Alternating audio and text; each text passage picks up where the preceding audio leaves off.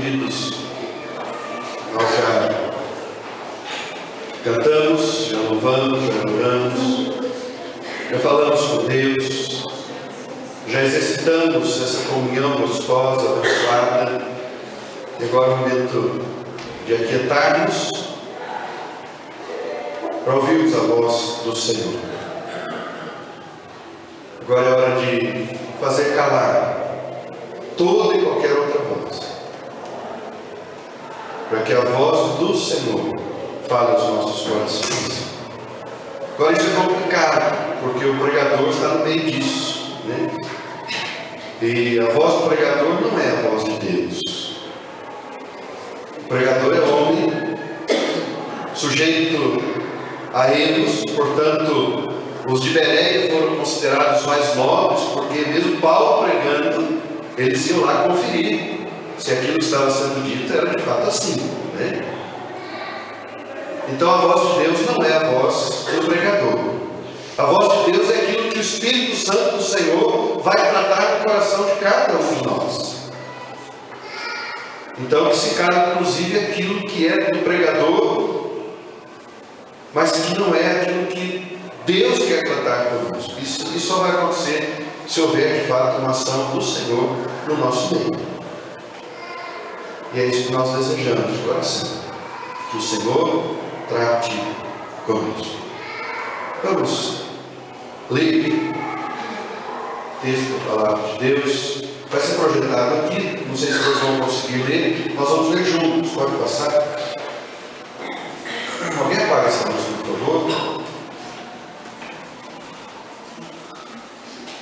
Bem, Juliana, obrigado. Vamos lá? Todos juntos? E perseveravam na doutrina dos apóstolos e na comunhão, no partir do pão e nas orações. Em cada alma havia temor, e muitos prodígios e sinais eram feitos por intermédio dos apóstolos. Todos que creram estavam juntos e tinham tudo em comum. Vendiam as suas propriedades e bens, distribuindo o produto entre todos, à medida que alguém tinha necessidade. Diariamente perseveravam unânimes no templo, partiam o pão de casa em casa e tomavam as suas refeições com alegria e singeleza de coração, louvando a Deus e contando com a simpatia de todo o povo. Enquanto isso, acrescentava-lhes o Senhor, dia a dia, os que iam sendo salvos. E lá no capítulo 4, versículo 32, da multidão dos que creram, era um coração e alma. Ninguém considerava exclusivamente sua nenhuma das coisas que possuía. Tudo, porém, lhes era comum. Vamos orar?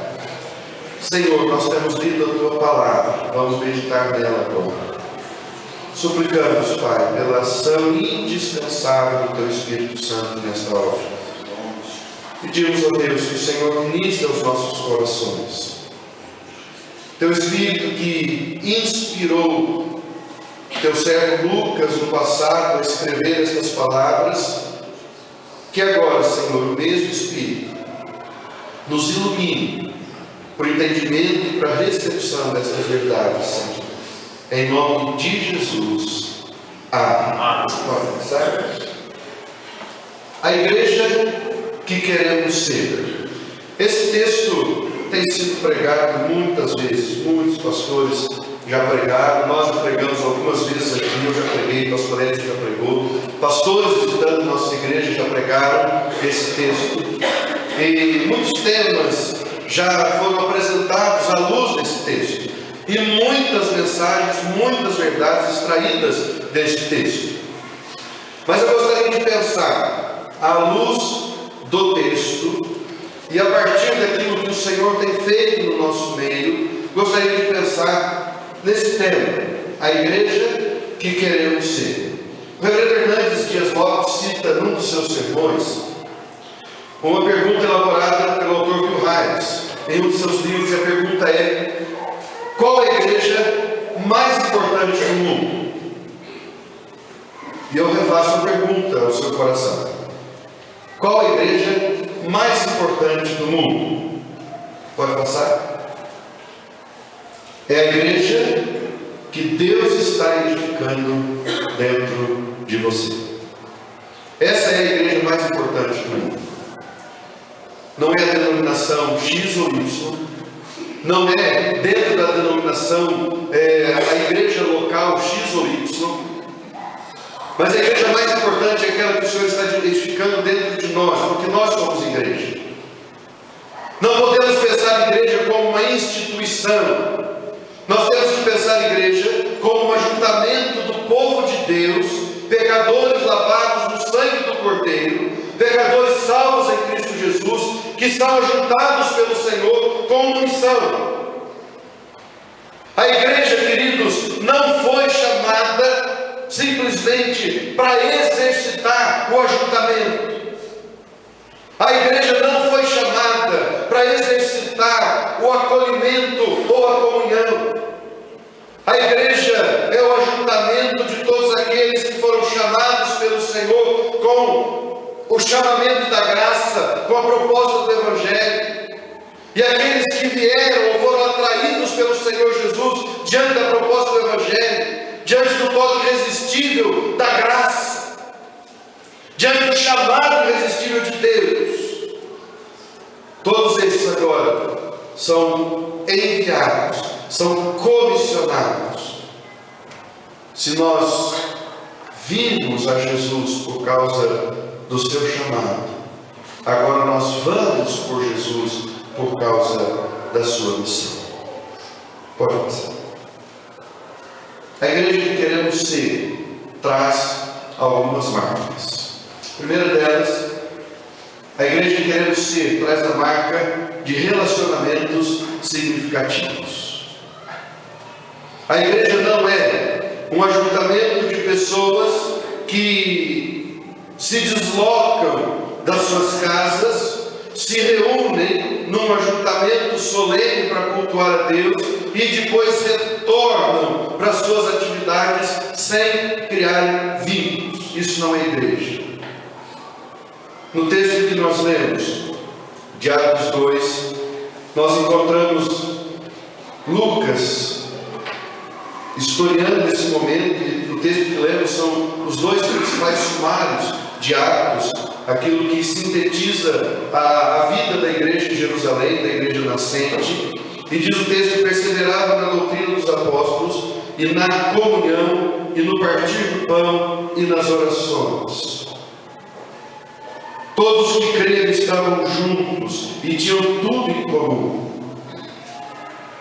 Havia uma unidade de alma, havia um estreitamento de coração. Lá, Atos 4, capítulo 32, que lemos também, diz que da multidão dos que creram, era um o coração e a alma. Da multidão, era um o coração e a alma. Portanto, a igreja, queridos, não pode ser o ajuntamento daqueles que vêm da dispersão e depois voltam para a dispersão sem desenvolverem o quê? Pode falar. Relacionamentos significativos. Relacionamentos significativos.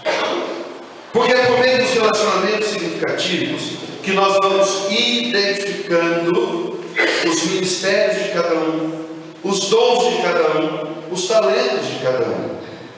Enquanto nós não criamos esse relacionamento significativo, cada um se assenta e vai embora, muitas vezes sem ser percebido.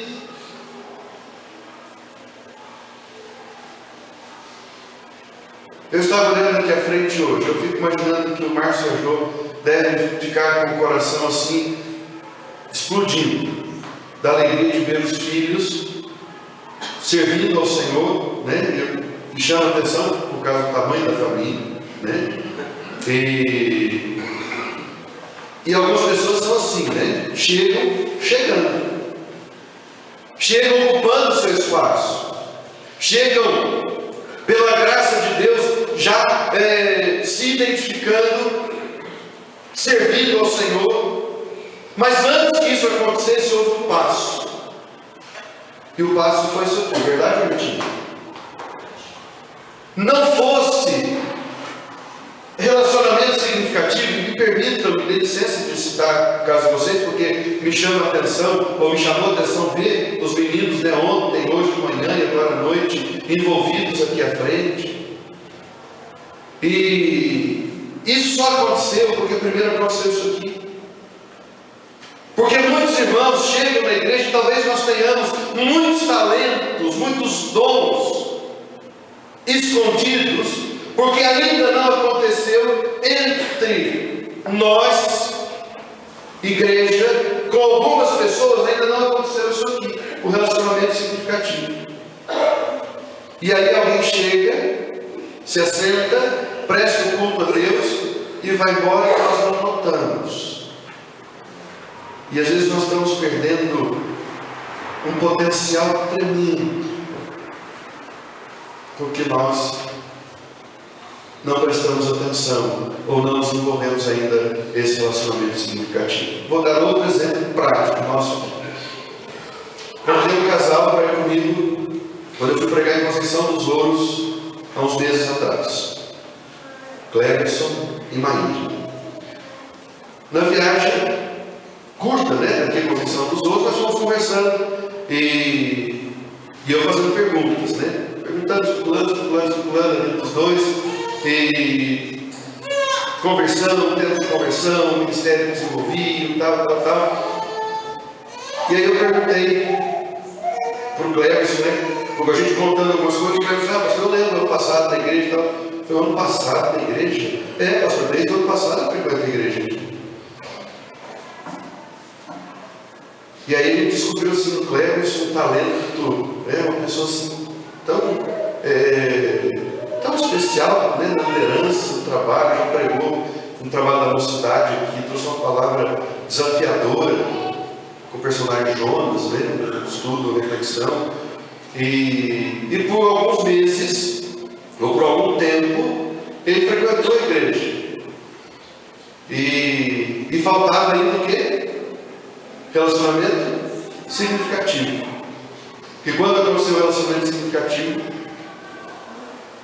começou a identificar os talentos. Então a igreja tem que estar atenta. Nós, pastores, temos que estar atentos. Você tem que estar atento.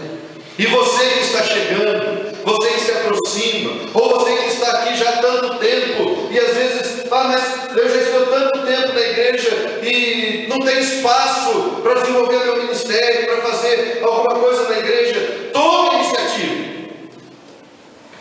Não fique esperando.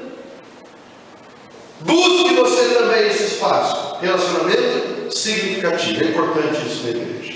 E cada um vai assim desenvolvendo o seu ministério, o seu talento, colocando à disposição do Senhor. Eu fiquei encantado com o que eu vi do pastor Edson ontem, ou hoje pela manhã. Da causa, ou razão, porque nasceu o projeto de gravar as mensagens.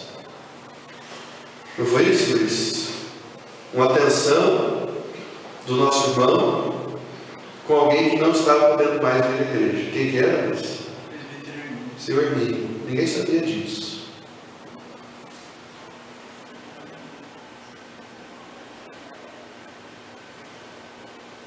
Esse irmão querido olhou com carinho para a necessidade de um outro irmão e tomou a iniciativa, colocar o talento dele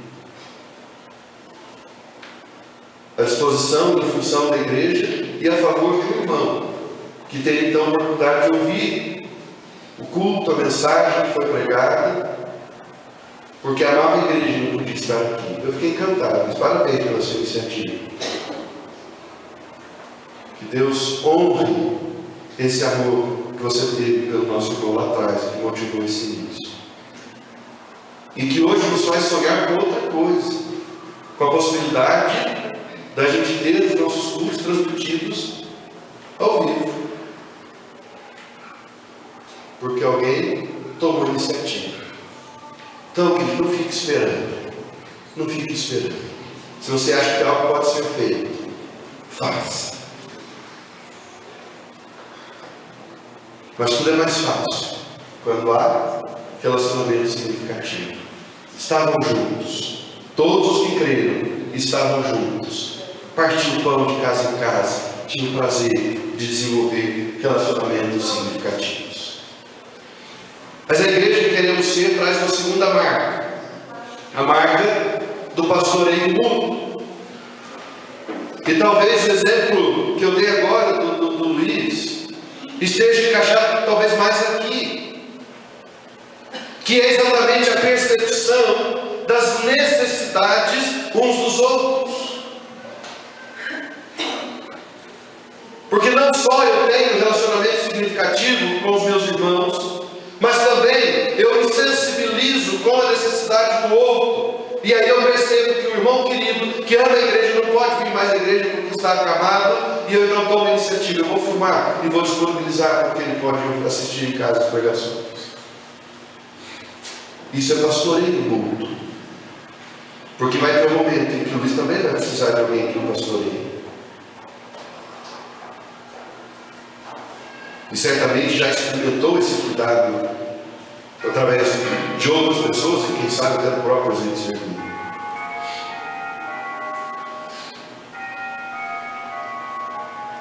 E aí a gente começa a perceber que no dinamismo da igreja o Senhor se preocupou com isso. Em que cada um pudesse ou devesse olhar para o outro e se colocar à disposição para pastorear o outro.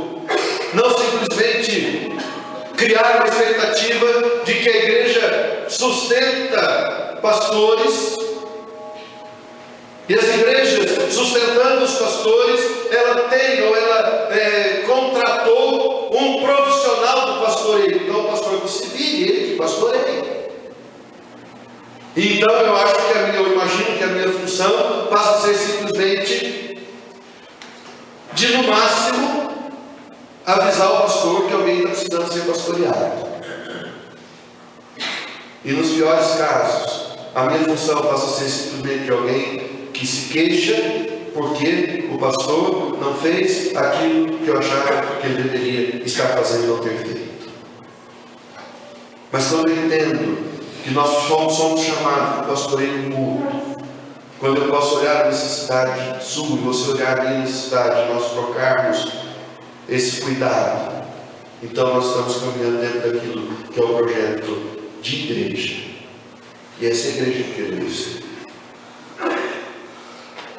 Lá no sumário do capítulo 4, o mesmo que diz que da multidão dos que creram era um coração e alma, vai dizer que ninguém considerava sua ou exclusivamente sua nada daquilo que possuía. Tudo, porém, lhes era comum.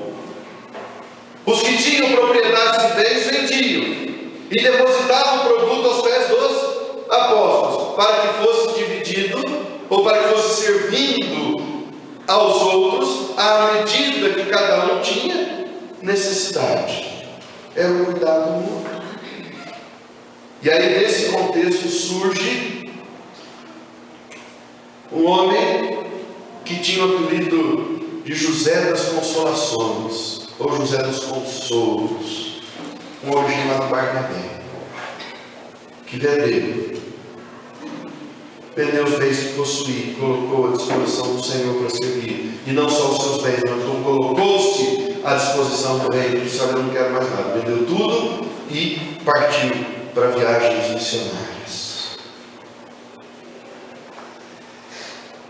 Mas esse homem que abriu mão do que tinha e se dispôs, ele tinha essa alcunha, esse apelido, esse cognome de José das Consolações, certamente porque é alguém que entendeu o Evangelho, entendeu o que é a igreja, entendeu o ministério do pastoreio mútuo, em que eu posso confortar e devo cuidar do outro, e ao mesmo tempo eu vou ser confortado, vou ser cuidado, vou ser pastoreado pelo outro. Então você é um pastor e você é pastoreado. Nós nos pastoreamos mutuamente, e essa igreja que queremos ser traz essa marca desse pastoreio mútuo. A igreja que queremos ser traz a terceira marca, com a marca do evangelismo por amizade. Não é o evangelismo pelo interesse de ver uma igreja cheia. Não é o evangelismo pelo interesse simplesmente de ter uma estatística favorável, positiva, que chame a atenção. Não. É uma igreja que ama e uma igreja que vive o evangelho de tal forma que o evangelho vivido por cada um de nós é expresso nos nossos relacionamentos e, portanto, aquelas pessoas com quem nós convivemos lá fora são contagiadas com aquilo que nós recebemos aqui, com aquilo que nós temos em nossas mãos, aquilo que o Senhor nos deu. A igreja que queremos ser é uma igreja que ama não só os seus iguais, mas é uma igreja que ama aqueles que ainda não foram alcançados pelo Evangelho. É uma igreja que aproveita das amizades, dos vínculos, do amor expresso lá fora para atrair pessoas para Jesus. Hoje pela manhã nós falamos um pouco sobre a igreja missional a partir da oração sacerdotal de Jesus, João capítulo 17. E lá o Senhor Jesus vai orar e interceder pelos seus, os discípulos que estavam ali reunidos na celebração da Páscoa, a última Páscoa, quando Jesus institui a ceia. E Jesus está ali então com os 11, porque Judas já tinha saído, porque na oração Jesus diz: nenhum deles se perdeu, exceto o filho da perdição. Judas já tinha saído do ambiente da celebração da última ceia, da última Páscoa, com Jesus ali. E Jesus ora, intercedendo pelos 11 que estão ali. Mas ele vai além e diz assim: Senhor, eu peço não apenas por estes, mas por aqueles que ainda vierem a crer, por meio da pregação da palavra, por nós.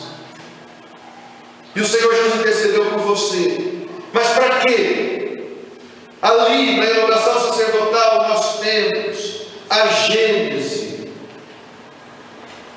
da missão da igreja. É ali que começa o envio propriamente dito, porque o Senhor orando, o Senhor Jesus orando ao Pai, ele diz: Pai, assim como tu me enviaste a mim, eu os enviei ao mundo.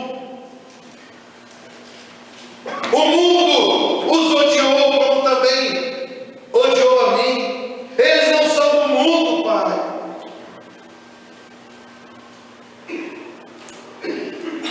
mas eles estão no mundo. Por isso eu peço, Pai, que o Senhor nos guarde, para que eles possam realizar a missão que eu tenho para eles, inseridos no mundo. A igreja não foi chamada para estar dentro de uma redoma. A igreja não foi chamada para se blindar. A igreja foi chamada para se capacitar para estar lá, salgando e iluminando. De que forma? Por amizade, por relacionamentos sinceros.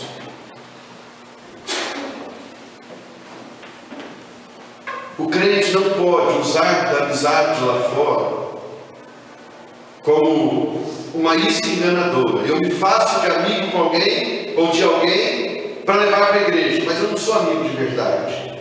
Isso está errado. Isso é enganação, isso é mentira, isso é fraude. Mas por meio de amizades sinceras, em que nós nos aproximamos de pessoas, e nós amamos pessoas, e nós nos envolvemos com pessoas, nós apresentamos o amor de Jesus para elas. E essas pessoas podem ser evangelizadas. Vão se converter? Não sei. Isso é coisa de Deus. Se vão vir para a igreja, se vão se converter, o resultado disso eu não sei. Mas a evangelização tem que ocorrer por meio do testemunho sincero, de vínculos sinceros que temos que ter lá fora. Influenciando, sendo sal, sendo luz. Jesus fez isso. Jesus andou com gente, Jesus se envolveu com gente, Jesus amou de verdade. Jesus não fingiu amar, ele amou, ele chorou por Lázaro. Quando o texto vai narrar a história do jovem rico, o texto diz que Jesus o amou. Jesus comeu com pecadores, Jesus andou no meio de pessoas excluídas, banidas, marginalizadas da sociedade, e andou com eles de verdade, de coração aberto. E amou tanto que se deu. E se deu com fidelidade, porque Paulo apóstolo escrevendo vai dizer exatamente isso. Que Jesus foi fiel ao seu propósito, ao seu plano, até a morte, e morte de cruz. Mas aí vem o texto que para mim é um dos mais lindos do Evangelho. Pelo que Deus o exaltou sobremaneira, Ele deu um nome que está acima de todo nome, para que ao nome de Jesus se dobre todo joelho, no céu, na terra e debaixo da terra, e toda língua confesse que Jesus Cristo é Senhor, para a glória de Deus o Pai. Você pode participar dessa história por meio dos seus relacionamentos. A igreja que queremos ser traz essa marca. Ela evangeliza com relacionamentos sinceros. Ah, pastor, mas isso é para os moços? Não, pode passar. É para os velhos também. Tá bom? Moço, velho, criança pode ter relacionamento sincero e nas amizades, no meio das amizades, nós amarmos como Jesus amou. Eu não vou lembrar se é Guilherme Kerr, talvez, a letra de uma música que expressa de uma forma poética linda. Quando diz assim: ame o seu próximo como se fosse você, como se a dor que ele sente doesse mais em você. Nós podemos ser essa igreja que ama de coração, que sente a dor do outro, que sente a miséria do outro e coloca o coração lá. E isso é misericórdia, literalmente. Cardia, coração.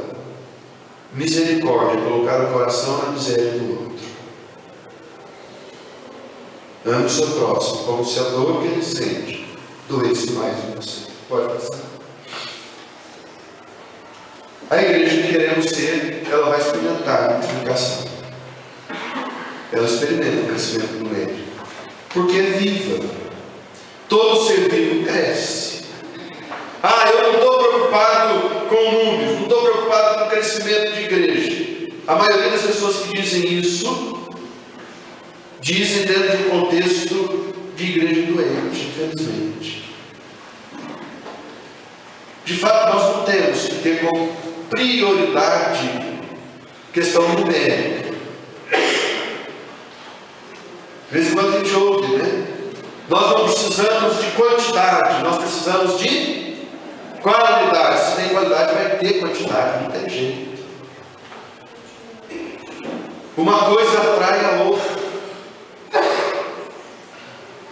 Se alguém carrega um balde vazio no deserto, ele vai carregar e andar sozinho. Mas se alguém carrega um balde cheio de água no deserto, pode ter certeza que vai ter muita gente atrás dele. Porque ele tem que dar, tem que repartir. Então, se tem qualidade, consequentemente, terá quantidade. Terá quantidade. Cresce. Dá fruto. Multiplica. E Jesus tratou disso. Jesus falou: olha, o Evangelho, o reino, se compara ao fermento que vai levedar toda a massa.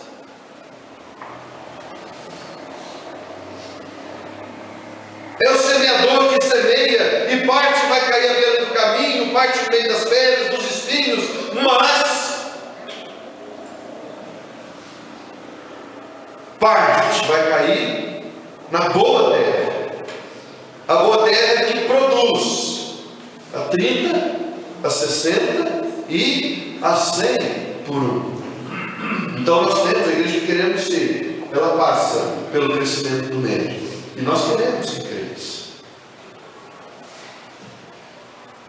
Eu gosto de igreja pequena. Eu não quero que a minha igreja cresça. Onde nós ouvimos isso? Estavam juntos ou eu li? Agora eu não sei. Mas o testemunho de um pastor que foi pregar numa igreja, foi lá no congresso. Não lembro. Vou contar a história, essa também que eu vou falar. Um pastor dizendo assim: eu fui pregar numa igreja. Uma igreja com uma estrutura linda, fantástica. A igreja tinha o templo, a igreja tinha o salão de educação religiosa, a igreja tinha uma quadra poliesportiva, num terreno enorme, arborizado, gramado, coisa linda, de primeiro mundo. Mas me chamou a atenção que o templo era um templo relativamente pequeno. Ele disse: eu fui perguntar para o pastor, por que com uma estrutura tão grande vocês têm um templo pequeno? Ele disse: porque nós não queremos crescer. E aquele pastor disse: fiquei chocado com essa resposta, porque eu não imaginava que poderia existir alguém com essa visão, uma igreja com essa visão. Ele disse: nós queremos fortalecer esse grupo que aqui está. Bom estarmos aqui, né? Façamos 3 tendas. O Senhor, Moisés e Elias vão ficar aqui. Não, a igreja vai crescer, tem que crescer, porque o Evangelho tem que expandir. E quando a igreja cresce, aí ela tem que tomar e buscar no Senhor uma estratégia. Algumas igrejas, quando crescem numericamente, elas começam novos trabalhos. Então vamos agora desmembrar essa igreja, né? Vamos esparramar para outros bairros, organizando novas igrejas. Outras igrejas continuam como igreja grande, de 1.000, 2.000, 5.000, 10.000 membros, 20.000 membros. Igrejas na Coreia do Norte, por exemplo, na Coreia do Sul, com 50, 60 mil membros.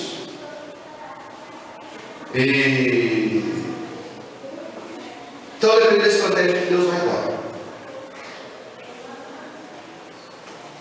Mas o fato é que a igreja, se ela está parada, está diminuindo, alguma coisa está errada. Precisa de algum cuidado especial. Pode passar.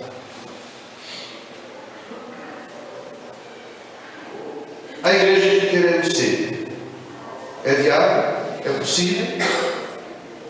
É possível. E se a igreja cresce? Da multidão dos que creram, talvez não era uma multidão. Era uma igreja já nascente ali. Pedro prega, 3.000 se converte, prega de novo, sobe o número para 5.000 e o número está aumentando. Se a igreja cresce, pode passar. Qual o modelo? E o modelo é esse, é o modelo seguido por Jesus.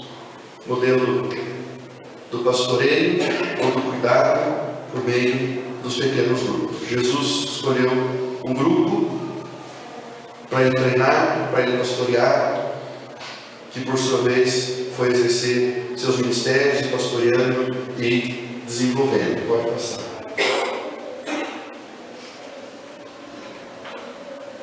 A igreja que queremos ser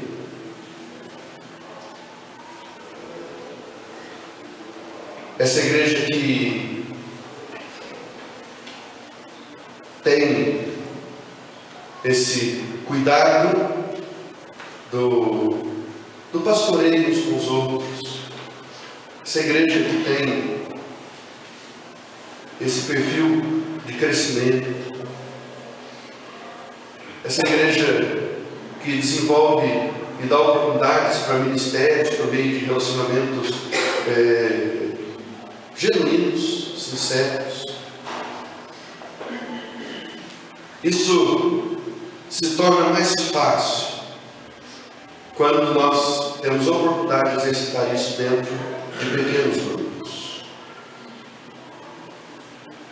Lembra no começo que nós falamos que algumas pessoas chegam na igreja, se assentam, prestam culto conosco, vão embora e nós não desenvolvemos amizade com ela. E nós não sabemos os seus talentos, não sabemos o seu chamado, não sabemos a sua vocação. E ela vai embora, vai voltar no domingo. E às vezes vai demorar tempo para a gente descobrir um pouco dessa pessoa. E às vezes a gente até cria uma amizade superficial, mas a fundo a gente não sabe.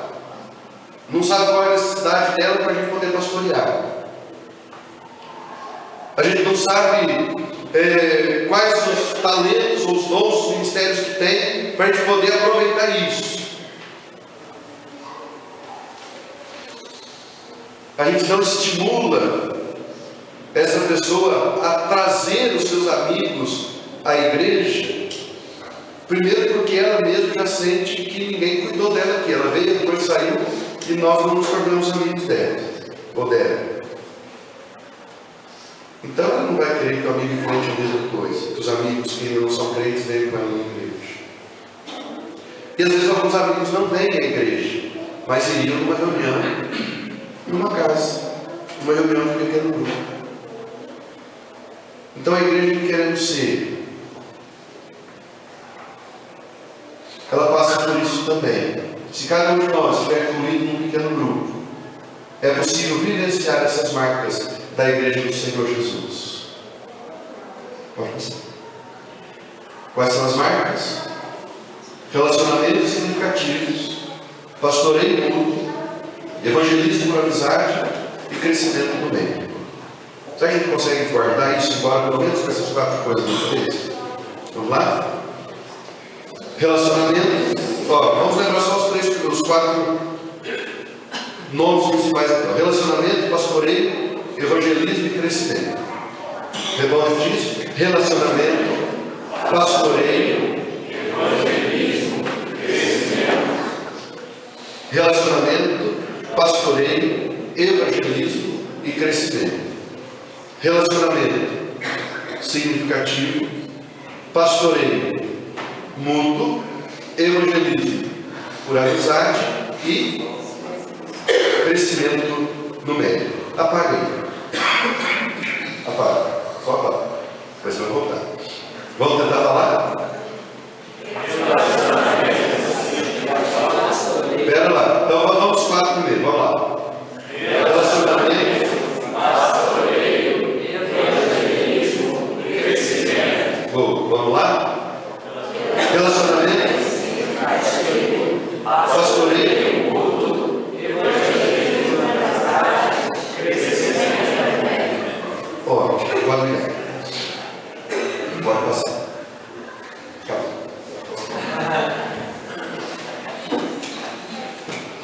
Queridos, queremos de fato isso. Eu acho que isso está no coração de todos nós. Nós queremos uma igreja que tenha essas marcas, né? Mais do que marcas teóricas, marcas práticas, marcas que geram esse sorriso gostoso que a gente pode daqui da frente ver no rosto de cada um, essa comunhão gostosa. Ontem eu comentava com alguém, nós temos assim comido muito juntos, né? Nos trabalhos de sábado, do estudo cronológico, reunião de mocidade, aniversário de igreja, né? Muita comilança. E eu estava ponderando com alguém dizendo assim, como as coisas podem ter um viés diferente. Uma coisa é você fazer um almoço especial, um jantar na igreja, um almoço na igreja, para tentar agregar as pessoas. Outra coisa é você ter as pessoas tão alegres, tão amigas, tão envolvidas, tão em comunhão, que tem o prazer de comer juntos. Então a coisa nasce quase que espontânea, né? Não é o comer pelo comer, é o sentar à mesa pelo prazer de estar juntos. Que isso reflita a nossa vida como igreja missional. Uma igreja que de segunda a sábado entende que o seu modo de viver como sal e luz é mais importante do que o domingo, embora o domingo seja muito importante. Mas de segunda a sábado, a forma como você vai viver a sua semana na dispersão, como essa igreja que nós queremos ser, isso vai fazer diferença no destino da IPAC, das nossas vidas, do nosso crescimento como povo de Deus. Que Deus nos abençoe. Amém.